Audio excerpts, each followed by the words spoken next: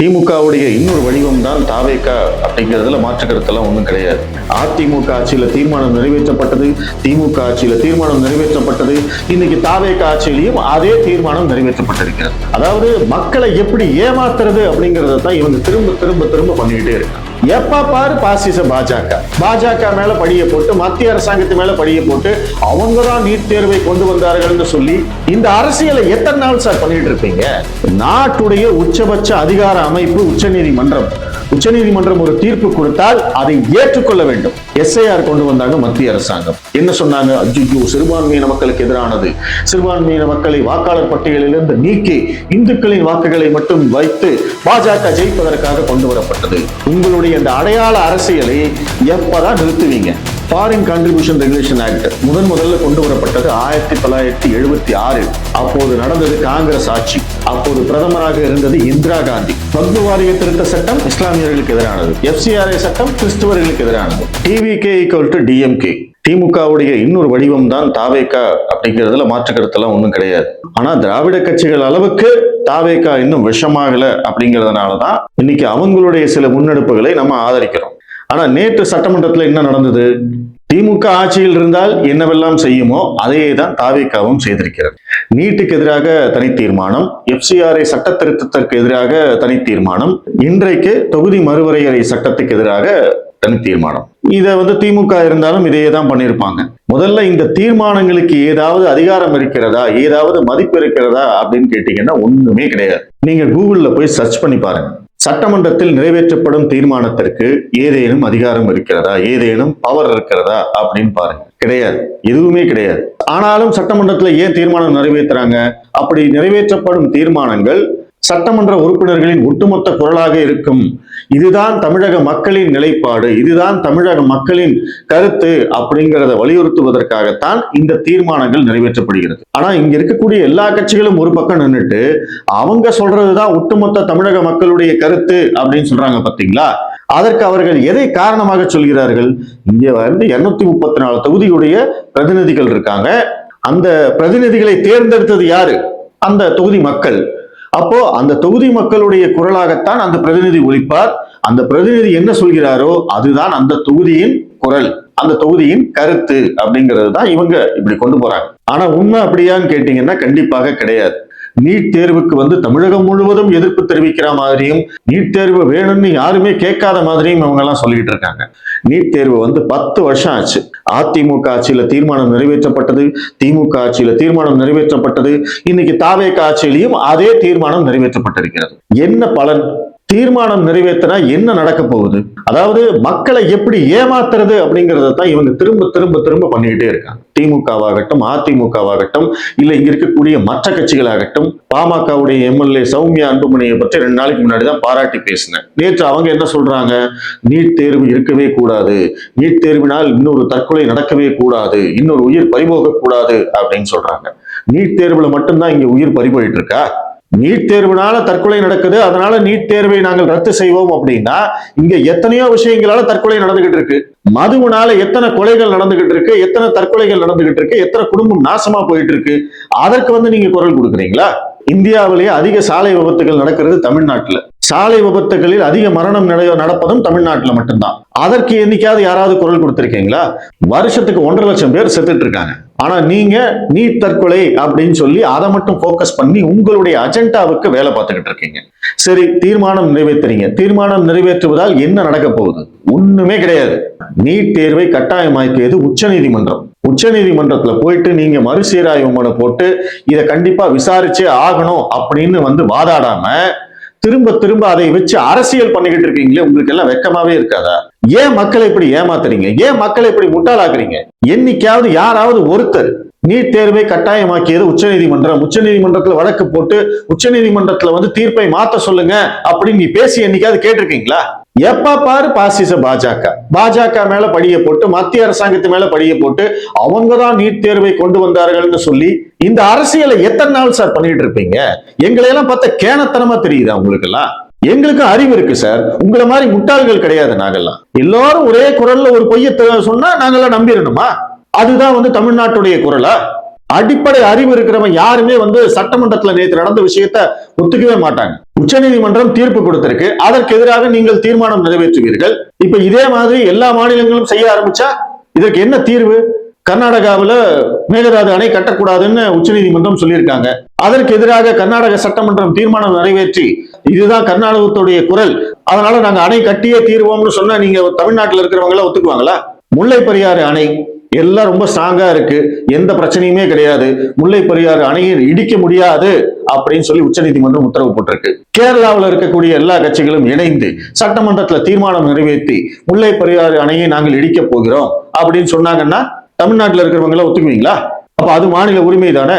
அந்த மாநிலத்தில் இருக்கக்கூடிய எல்லா மக்களும் சேர்ந்து அவங்க முல்லை பெரியாறு அணையை இடிக்கணும்னு சொல்றாங்க. அதை செய்யலாமா? நாட்டுடைய உச்சபட்ச அதிகார அமைப்பு உச்சநீதிமன்றம். உச்சநீதிமன்றம் ஒரு தீர்ப்பு கொடுத்தால் அதை ஏற்றுக்கொள்ள வேண்டும். அதற்கு நீங்க சட்டப்பூர்வமா போராடுங்க. அதை விட்டுட்டு ஏன் அரசியல் செய்யறீங்க? அசிங்கமா இல்லையா உங்களுக்கு எல்லாம்? எத்தனை நாள் தான் நீங்க இந்த நீட்டை வச்சு நீங்க மக்களை ஏமாத்துவீங்க? இதற்கு வந்து ஒரு முடிவு கட்டணும். குறைந்தபட்சம் நீதிமன்றமாவது இதையெல்லாம் கண்டிக்கணும். அவங்க அதுக்கு மேல இருக்காங்க. நீட்டுக்கு எதிராக, இடபிள்யூஎஸ்க்கு எதிராக நாங்கள் இருசக்கர வாகன பேரணி நடத்துவோம் அப்படின்னு திகாவினர் முயற்சி பண்ணாங்க. அதற்கு தாவேகா அரசாங்கம் தடை போட்டது. அதை எதிர்த்து உயர்நீதிமன்றத்துல வழக்கு போட்டிருக்காங்க. உயர்நீதிமன்ற நீதிபதி என்ன சொல்றாரு?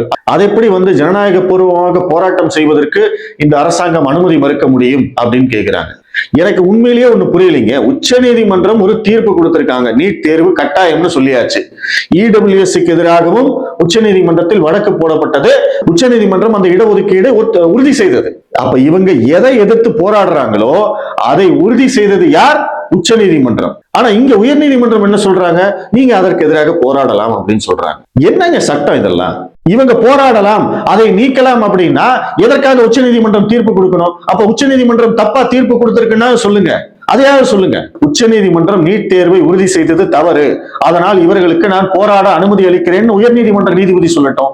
இடபிள்யூஎஸ் இடஒதுக்கீடு தவறானது, அதை உச்ச நீதிமன்றம் தவறாக உறுதி செய்து விட்டது, அதற்காக நான் இவர்களை போராட அனுமதிக்கிறேன் அப்படின்னு சொல்லியாவது சொல்லுங்க. மக்களை எந்த அளவுக்கு தான் முட்டாளாக்குவீங்க? உச்ச நீதிமன்றம் கொடுத்த தீர்ப்பு இறுதியானது.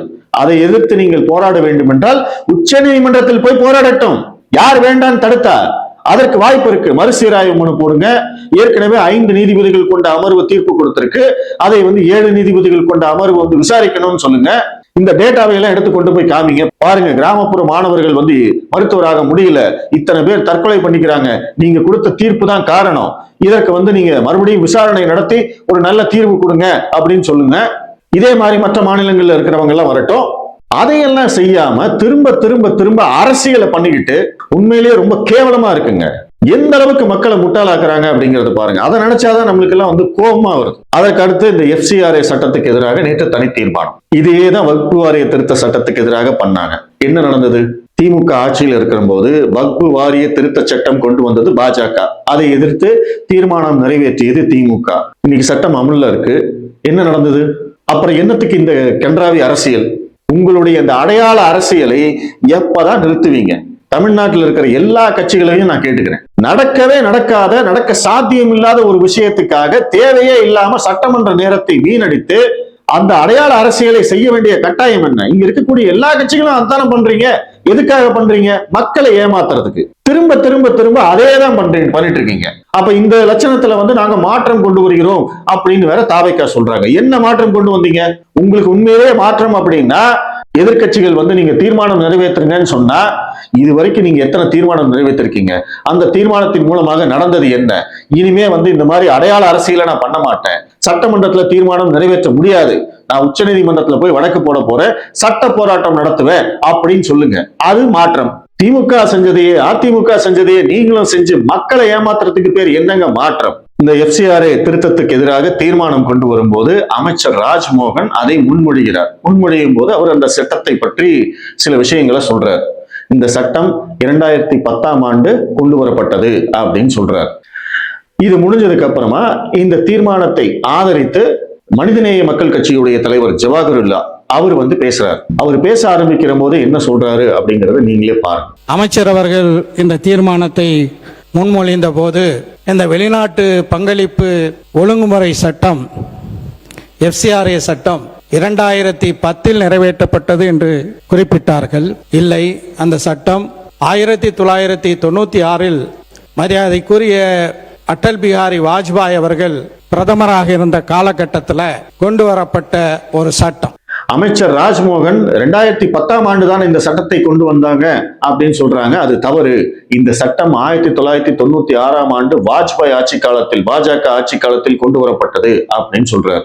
இது அப்பட்டமான பொய்.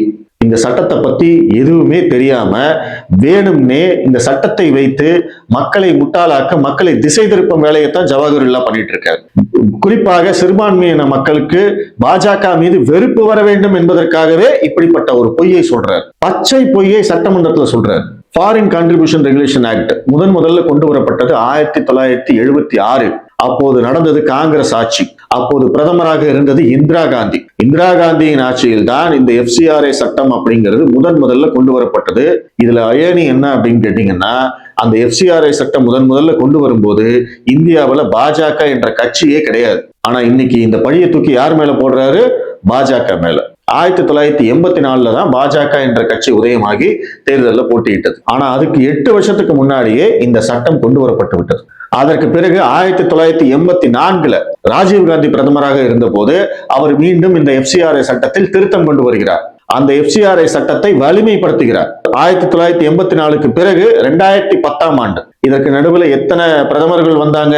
நடுவுல பாஜக கூட ஒரு தடவை ஆட்சியில இருந்தது. ஆனா அப்பவெல்லாம் இந்த FCRA சட்டத்தை அவங்க தொடவே கிடையாது. 1984 காங்கிரஸ் ஆட்சிக்கு பிறகு 2010 அதே காங்கிரஸ் ஆட்சியில், மன்மோகன் சிங் ஆட்சியில் பழைய FCRA சட்டம் முற்றிலுமாக நீக்கப்பட்டு புதிய FCRA சட்டம் கொண்டு வரப்பட்டது. இது ரெக்கார்டு, வரலாறு. 2010 மன்மோகன் சிங் ஆட்சியில், காங்கிரஸ் ஆட்சியில் இந்த சிறுபான்மையினர்கள் எல்லாம் காங்கிரஸுக்கு ஓட்டு போடுறாங்க இல்லைங்களா? அதே காங்கிரஸ் ஆட்சியில் தான் இந்த FCRA சட்டம், புதிய சட்டம் கொண்டு வரப்பட்டது. இதைத்தான் அமைச்சர் ராஜ்மோகன் சொல்றார். அவர் சொன்னது 100க்கு 100 உண்மை. புதிய சட்டம் 2010 தான் கொண்டு வரப்பட்டது. அதுலதான் இன்னைக்கு திருத்தம் செய்யறோம். அதை நல்லா புரிஞ்சுக்கணும். 1976 கொண்டு வரப்பட்ட சட்டத்தில் நம்ம திருத்தம் செய்யல. 2010 கொண்டு வரப்பட்ட புதிய FCRA சட்டத்தில் தான் நம்ம இன்னைக்கு திருத்தம் செய்யறோம். இந்த திருத்தம் முதல் தடவையா? அதுவும் கிடையாது.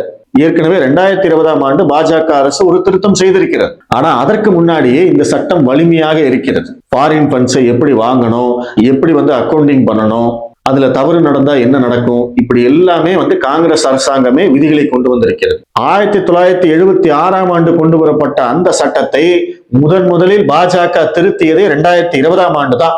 கிட்டத்தட்ட 44 வருடங்கள் கழித்து தான் பாஜக அதில் கையே வச்சது. ஆனா ஜவஹர்லா என்ன சொல்றாரு? பாஜக கொண்டு வந்தது, வாஜ்பாய் கொண்டு வந்தது அப்படிங்கிறாரு. ஒரு தடவை இல்ல, 2 தடவை அதை திரும்ப சொல்றாரு. காரணம் பொய். CAA கொண்டு வந்த போது என்ன சொன்னாங்க? ஐயோ, இந்தியாவில் இருக்கிற முஸ்லீம்களை எல்லாம் வெளியில் அனுப்ப போறாங்க, இந்தியாவில் இருக்கிற முஸ்லீம்களுக்கு எதிராகத்தான் இந்த CAA சட்டம் பொய் சொன்னாங்களா? அதற்கு எதிராக இதே மாதிரி சட்டமன்றத்தில் தீர்மானம் நிறைவேற்றப்பட்டதா? அதற்கு எதிராக போராட்டம் நடைபெற்றதா?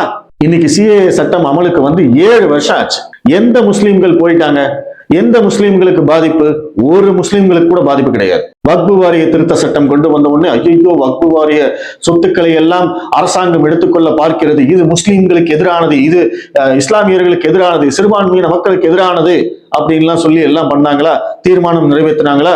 உச்ச நீதிமன்றத்தில் வழக்கு போட்டாங்களா? என்னாச்சு? வக்பு வாரிய திருத்த சட்டம் அமலாகி 1 வருஷம் ஆக போகுது. என்ன நடந்தது? இவங்க சொத்துக்கள்லாம் போயிடுச்சா? எதுவுமே கிடையாது. SIR கொண்டு வந்தாங்க மத்திய அரசாங்கம். என்ன சொன்னாங்க? ஐயோ, சிறுபான்மையின மக்களுக்கு எதிரானது, சிறுபான்மையின மக்களை வாக்காளர் பட்டியலிலிருந்து நீக்கி இந்துக்களின் வாக்குகளை மட்டும் வைத்து பாஜக ஜெயிப்பதற்காக கொண்டு வரப்பட்டது. சிறுபான்மையின மக்கள், பெண்கள், பட்டியலின மக்கள் இவங்களுடைய வாக்குகளை எல்லாம் நீக்கப் போகிறார்கள் சொன்னாங்களா? பிரச்சாரம் பண்ணாங்களா? பொய்யா சொன்னாங்களா? SIR வந்ததுக்கு அப்புறமா பீகார்ல, மேற்கு வங்காளத்துல, தமிழ்நாட்டுல, கேரளாவில, புதுச்சேரியில எல்லா இடத்துலயும் தேர்தல் நடந்து முடிஞ்சு போச்சு. என்ன நடந்தது? யாராவது ஒருத்தர் எனக்கு ஓட்டு இருக்குங்க, ஆனா என்னோட ஓட்டை நீக்கிட்டாங்க அப்படின்னு சொல்லி எங்கேயாவது கம்ப்ளைண்ட் பண்ணிருக்காங்களா? இந்த SIR ப்ராசஸ் எல்லாம் ஏற்கனவே பல முறை நடந்தது. காங்கிரஸ் ஆட்சியே பண்ணிருக்காங்க. இந்த FCRA சட்டம் காங்கிரஸ் ஆட்சியில கொண்டு வரப்பட்டது. அவங்களே நிறைய திருத்தங்களும் பண்ணிருக்காங்க. ஆனா என்னமோ எல்லாமே புதுசா முதல் முறையா நடக்கிற மாதிரி பாஜகவுக்கு எதிராக பிரச்சாரம் செய்வதற்காகவே இவர்கள் பச்சை பொய்யை இப்படி சொல்லிட்டே இருக்காங்களே, இதை யாருமே கேட்க முடியல.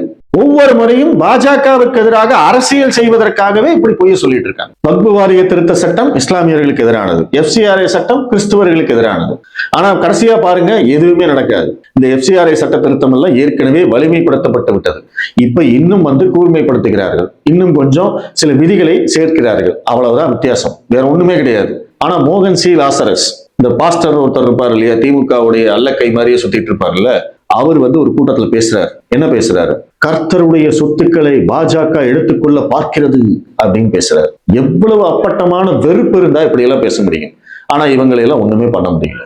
அரசாங்கம் ஏதாவது நடவடிக்கை எடுத்தது அப்படின்னா இன்னும் இவங்க பாத்தீங்களா, சிறுபான்மையின மக்களுக்கு பாதுகாப்பு இல்லை அப்படின்னு சொல்லி அமெரிக்கா வரைக்கும் போய் சண்டை போடுவாங்க. அமெரிக்காவில இருந்து நம்மளை கூப்பிட்டு பேசுவாங்க, உங்க நாட்டுல சிறுபான்மையின் மக்களுக்கு பாதுகாப்பு இல்லை அப்படிம்பாங்க. ஆனா இங்க உட்கார்ந்துக்கிட்டு இவங்க உச்சநீதிமன்றத்துக்கு எதிராக, மத்திய அரசாங்கத்துக்கு எதிராக, ராணுவத்துக்கு எதிராக, பிரதமருக்கு எதிராக, நிதியமைச்சருக்கு எதிராக அத்தனையும் பேசிக்கிட்டு இருக்காங்க. ஆனா இவங்களை கேள்வி கேட்டோம், இவங்க மேல நடவடிக்கை எடுத்தோம் அப்படின்னா உலக நாடுகள்ல இருந்தா குரல் வரும்.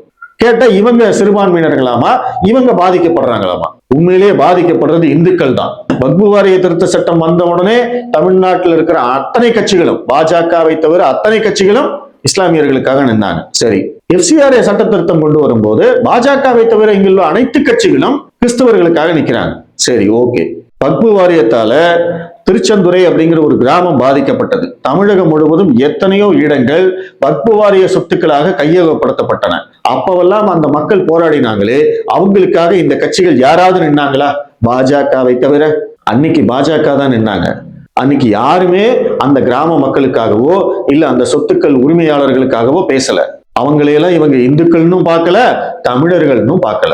இந்துக்கள்னு தான் நீங்க பார்க்க மாட்டீங்க. இந்துக்களுக்காக பாஜக நிற்கிறது. சரி, ஓகே, அவங்க எல்லாம் தமிழர்கள் தானே, இந்த பூர்வகுடி மண்ணை சேர்ந்தவர்கள் தானே. திருச்செந்துறை கிராமத்துல ஒரு கோயிலே போகுது. சரி, கோயிலு, அங்க இருக்கக்கூடிய பிராமணர்கள், இவங்கெல்லாம் வந்தேரிகள். ஆனா அதை தவிர அங்க மக்கள் யாரும் இல்லையா? அவங்க எல்லாம் தமிழர்கள் இல்லையா? அவங்களுக்காக இந்த கட்சிகள் என்னைக்காவது குரல் கொடுத்திருக்காங்களா? கிடையாது. Only for Christians, only for Muslims. அவங்க ஓட்டு கிடைச்சா போதுங்க எனக்கு, மத்தவன் எல்லாம் ஓட்டு போட்டா என்ன, போடாட்டி என்ன, எக்கேடு கெட்டு போன நாசமா போனா எனக்கு என்ன, அப்படித்தான் இங்க இருக்கக்கூடிய கட்சிகள் எல்லாம் இருக்காங்க. ஏன்னா நம்ம சாதி ரீதியா பிரிஞ்சு கிடக்கிறோம். என் ஜாதிக்காரனுக்கு தான் நான் ஓட்டு போடுவேன், என் ஜாதிக்காரன் அங்க நிக்கிறேன், அவனுக்கு பாத்துக்குவேன். இந்துக்கள் அப்படின்னு நீங்க எல்லாம் சேர மாட்டீங்க. ஆனா அவங்க கிறிஸ்துவர்கள், அவங்க முஸ்லீம்கள் அப்படின்னு ஒன்னா சேர்ந்துருவாங்க. அதுவும் ஒட்டுமொத்தமா போய் ஓட்டு போடுறாங்க. 99% போய் அவங்க எல்லாம் ஓட்டு போட்டுறாங்க. நீங்க வீட்டுல உட்கார்ந்து டிவியை பார்த்துட்டு டூர் போயிட்டு சோசியல் மீடியால அரசாங்கத்தை குறை சொல்லிட்டு ஓட்டு போடவே போக மாட்டீங்க. அப்புறம் என்ன இதுக்கு அவங்க உங்களுக்காக குரல் கொடுக்கணும்? பாஜக தான் இழிச்சவாய கட்சி உங்களுக்காக குரல் கொடுத்துட்டு இருக்காங்க. அப்படி நீங்க அவங்களுக்காக ஓட்டு போட போறது கிடையாது. இதெல்லாம் எங்க போய் முடிய போகுது அப்படிங்கிறத பாருங்க. எந்த அளவுக்கு இங்க உங்களை சுத்தி அரசியல் நடந்துகிட்டு இருக்கு அப்படிங்கறத இந்துக்கள் புரிஞ்சுக்கல அப்படின்னா நாளைக்கு உங்களுக்கு குரல் கொடுக்கறதுக்கு பாஜக கட்சி கூட இருக்க போறது இல்லை. அதுதான் நடக்க போகுது. தாவேக்காவும் இதே அடையாள அரசியலை தான் செய்கிறது. தாவேக்கா சில முன்னெடுப்புகளை, முயற்சிகளை செய்தது. லஞ்சத்தை ஒழிப்போம்னாங்க, ஊழலை ஒழிப்போம்னாங்க, அதற்காக சில முயற்சிகளை செஞ்சாங்க. அதை நம்ம பாராட்டோம். திராவிட கட்சிகள் இல்லாத ஒரு ஆட்சி வர வேண்டும் அப்படின்னு எதிர்பார்த்தோம். ஒரு ஆட்சி வந்திருக்கு, அதை நம்ம வரவேற்றோம். ஆனா அதற்காக அவர்கள் என்ன செய்தாலும் நம்ம முட்டு கொடுக்கறதுக்கு நம்ம ஒன்னும் தாவேக்கா கட்சிக்காரங்க கிடையாது.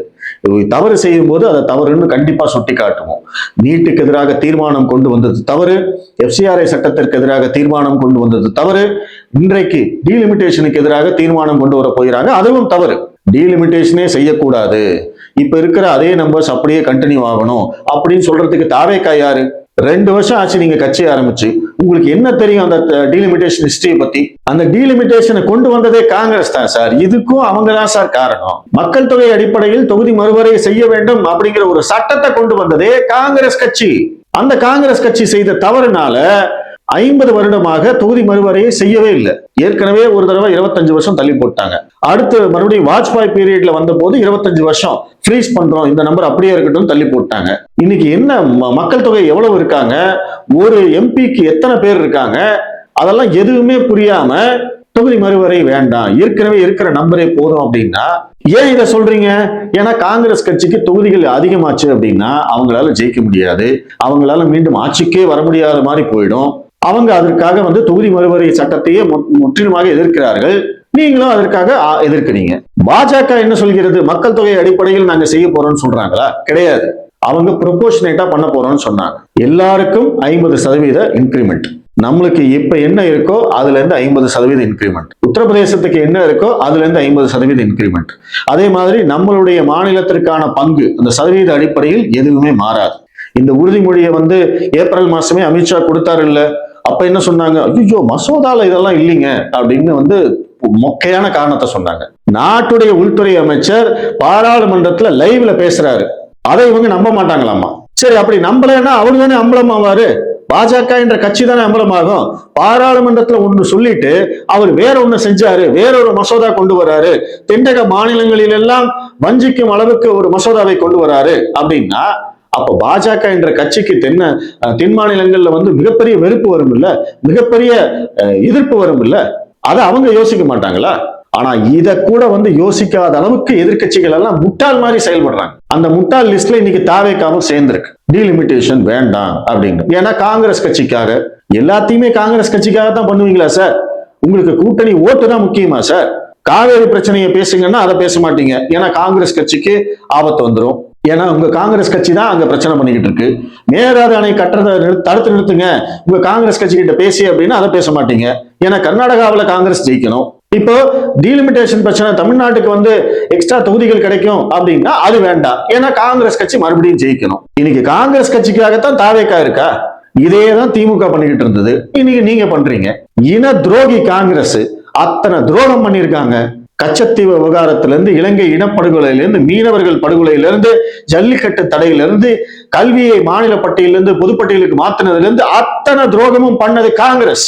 அந்த காங்கிரஸை தூக்கி பிடிக்கிறது யாரு? இங்க இருக்கக்கூடிய அத்தனை கட்சிகளும், திமுக, அதிமுக, தாவேக, அத்தனை பேரும்.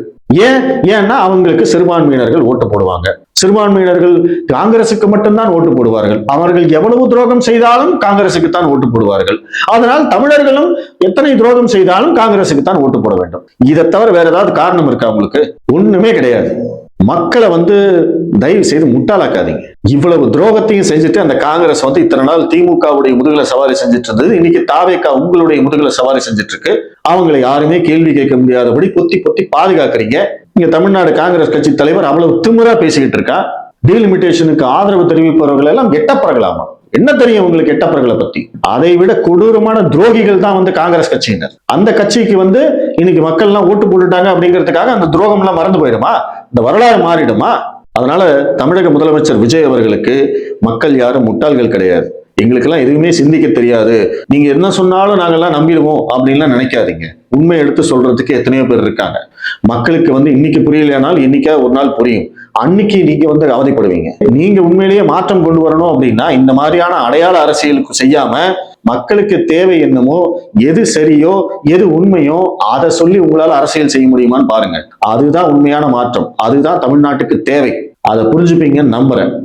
இந்த விஷயம் தொடர்பாக உங்களுடைய கருத்துக்களை சொல்லுங்க. இவங்க நீட் தீர்மானம் நிறைவேற்றுவது, FCRA சட்டம் நிறைவேற்றுவது, இந்த தொகுதி மறுவரை சட்டம் நிறைவேற்றுவது, இதையெல்லாம் தாவேக்கா செய்கிறது.